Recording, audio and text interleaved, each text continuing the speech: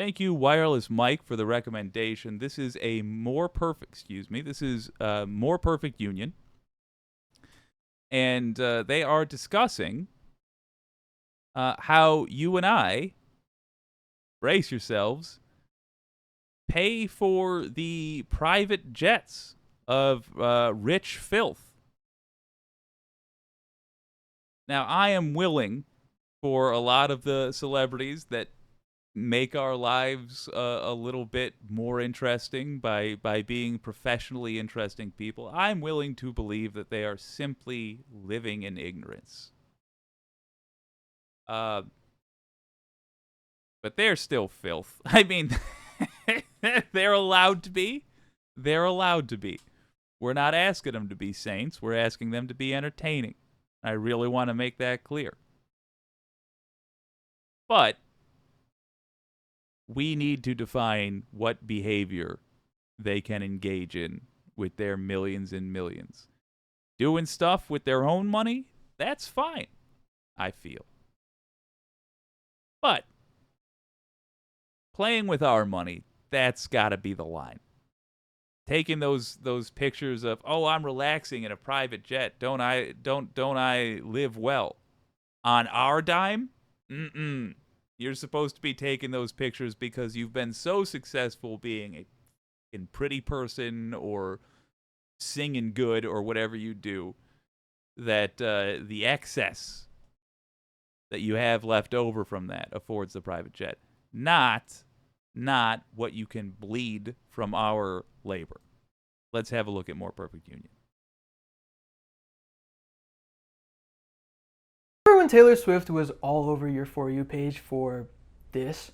So it just came out that Taylor Swift has used her private jet to take 170 trips this year. Her plane racked up more CO2 emissions in 7 months than 1,100 average people would put out in a year. This is the biggest polluter by jet planes in a year when she's not even touring. Well, it's way worse. Okay, hold on. I got to appreciate a video that comes out the gate with this bitch. Like, that's fantastic. Okay, so how is it that we're paying? So they're establishing that it's not good generally to take a private jet. And by the way, these people should have known that. What I think they didn't know, maybe, was that we were paying for it. Let's let this Jonathan Taylor Thomas fella tell us how it is they're paying for it. Than you thought. All those little trips you see celebs like Taylor Swift, Kim Kardashian, and Jay-Z take on their luxurious private jets are being subsidized by you. Yes, really. Private jets make up approximately 1 out of every 6 flights handled by the Federal Aviation Administration, or the FAA. But they contribute just 2% of the taxes that go towards the fund that helps improve airports and the airway system for all. Now, wait a minute. Because on my first watch, I didn't quite catch that. Let me say it again. They make up 1 in 6 flights. 1 in 6. I know they're not carrying as many people, but they're taking up space on the runway. You're waiting for them. 1 in 6 flights. They are adding a hell of a lot to the problems that we, the people, are going to have to solve with those 1 in 6 flights as well. And they pay just 2% of the taxes that help improve yada yada, that make air travel possible, that takes care of the things that the government needs to take care of because we can't be playing games with it. They only are required to fund 2%. Why, yet again, are the rich paying a smaller percentage than we are? The people who need it least, they should be paying effing 30% at a minimum. 40%. If that means they have to take less private jets, I guess you weren't rich after all. You were just stealing from us. This bitch.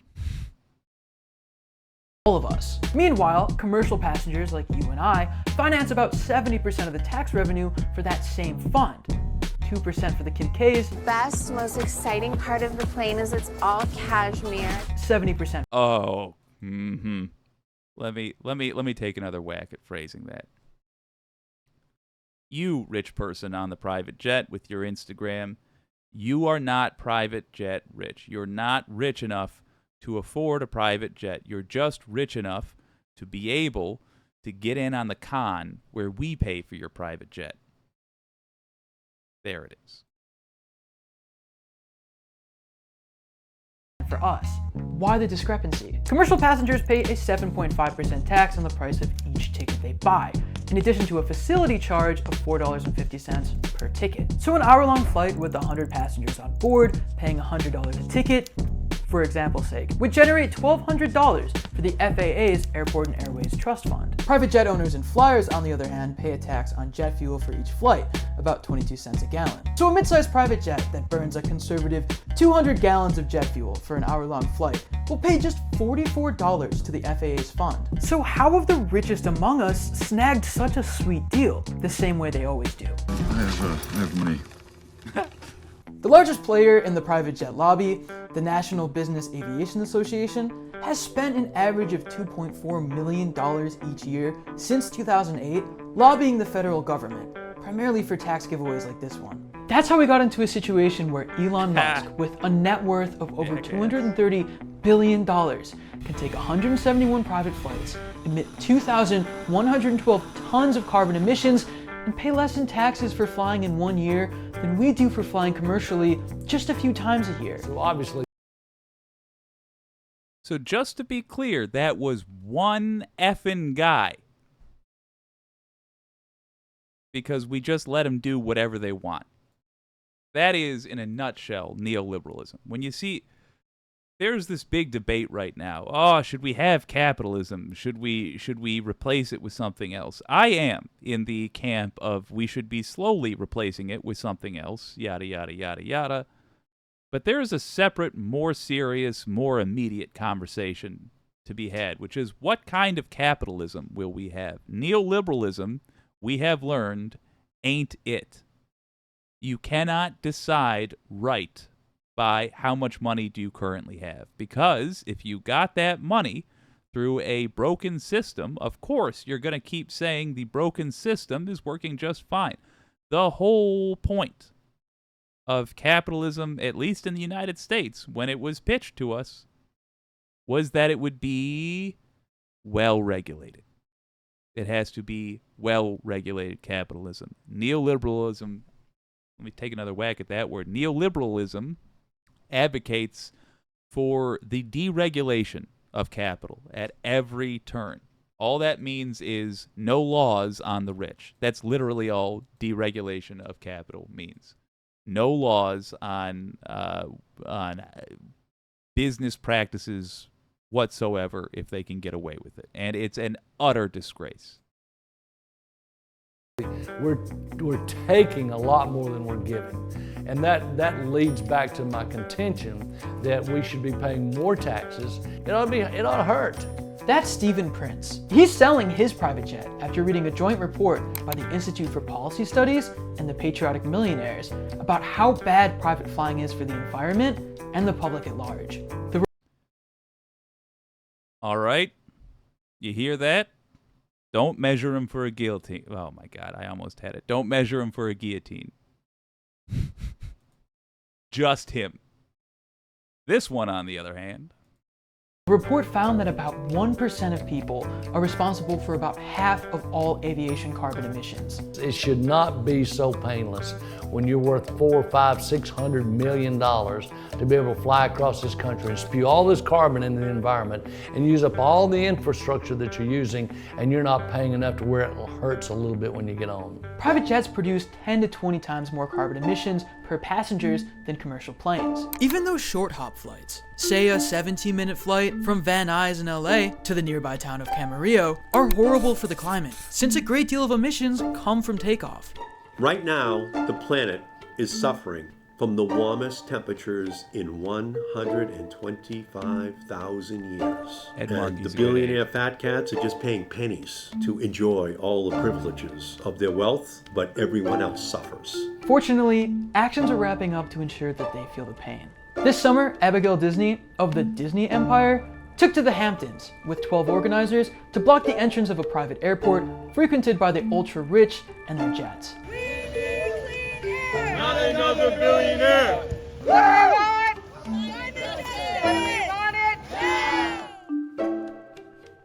Over in Washington, Senator Ed Markey is advancing a bill called the Fat Cat Act to make sure that wealthy private jet flyers pay their fair share of taxes. It would increase fuel taxes on private jet travel from the current measly 22 cents per gallon to $1.95 per gallon, a 9-fold increase that would help fund additional green infrastructure. And that fund will create hundreds of millions of dollars, which we could then use for environmental justice.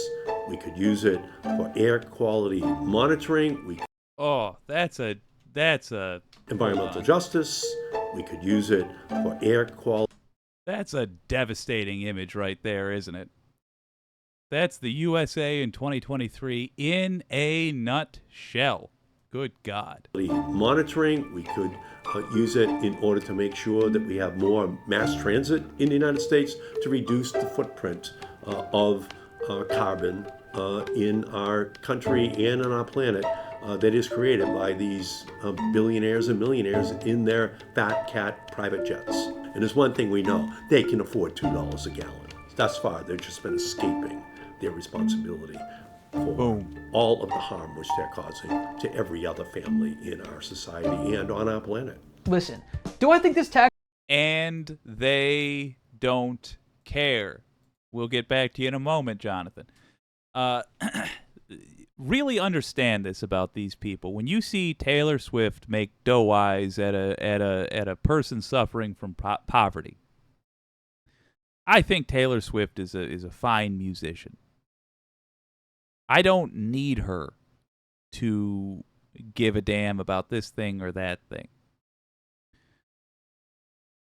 But know that she doesn't give a damn about this thing or that thing. If she really, really, truly, truly did, she would take the time to sit down and question some of this stuff from time to time. She wouldn't mind sitting next to you on a plane, for example. That wouldn't be an impossible ask of her. When a celebrity like this, let's not harp on only Taylor Swift. This is most celebrities. When one of these folks, brings up a kid suffering from feline AIDS or whatever awful thing is going to end their life prematurely, they'll give that kid a nice send-off if they can, and I applaud them for it. But understand, it's because they were told that kid exists. And they were asked point blank, can you do something about it? Good for them there, but that's how they think. They're not thinking about what kind of world are we building together. What do I do every day? What mundane things am I doing? What do I do a little bit all the time that's wrecking this place up? And if you think that they would lift their lip at the idea of getting on a gross bus or train, or if you're thinking like, ugh, I don't want to take public transit, ugh, understand that the more people take it, the better it gets. And once upon a time, we had Fancy Dans with 3-piece suits enjoying train rides. We had murder mysteries that starred fancy folks on trains because it was a kind of nice experience. And other countries around the world have trains that are a pleasure to be on. They have buses that are a pleasure to be on. There's almost no randos jerking off in front of you. And so, not none, but almost none. And so, for us to get that upgrade, We have to stop allowing the people who bleed us for even more luxury than they already have. First class wasn't enough. They can't even see us on the plane with them when they're boarding and getting off. We have to downgrade that, or at the very least, not fund it ourselves. That simply cannot be allowed to continue. All right, bring us home, Jonathan. Tax increase is enough to stop Kylie Jenner from flying over LA traffic? Probably not. But in the last 20 years, the number of private jets across the world has increased by 133%. And that percentage is only expected to increase from here. I don't know about you, but those numbers don't sit well with me. So I like to look at this as a first step of many in our effort to disincentivize high flyers and, at the very least, make them pay. To the bill. Boom. Hey, there's already a bill for this. We don't even need to bother our representatives to introduce such a thing. Now we're skipping ahead one. We need them to support this bill. Let me break it down. Tell your representatives you don't want to pay for rich people's private planes anymore. Support the Fat Cat Act. Very easy to remember. The link is in the comments for finding your representatives. Tell them to support the Fat Cat Act. Here's a wild thing. If you're in the South, like Timberland and CeeLo, I would point out that MAGA types might also get on board with this. One thing we have in common with them is that the old guard hates us, and everything we're about. Now, I also hate MAGA and almost everything they're about.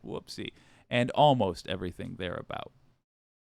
I don't think it's worth trying to sway them to vote for representatives with us at this particular point in time. Maybe in the future we can readdress that conversation. Not in the next year. That doesn't mean we can't work with them. This is a situation where we can work with them. If you have a representative that is, in fact, forget it. Whatever the political persuasion of your representative is, I highly recommend telling them to support the Fat Cat Act. So even if they don't, even if they ultimately decide to lick the boots that are stepping on the rest of our necks, they know we see them. And they're nervous about it. And they downplay how much they do not support it. That, too, has value. Tell your representatives, support the Fat Cat Act. Thank you, Wireless Mike, for the suggestion.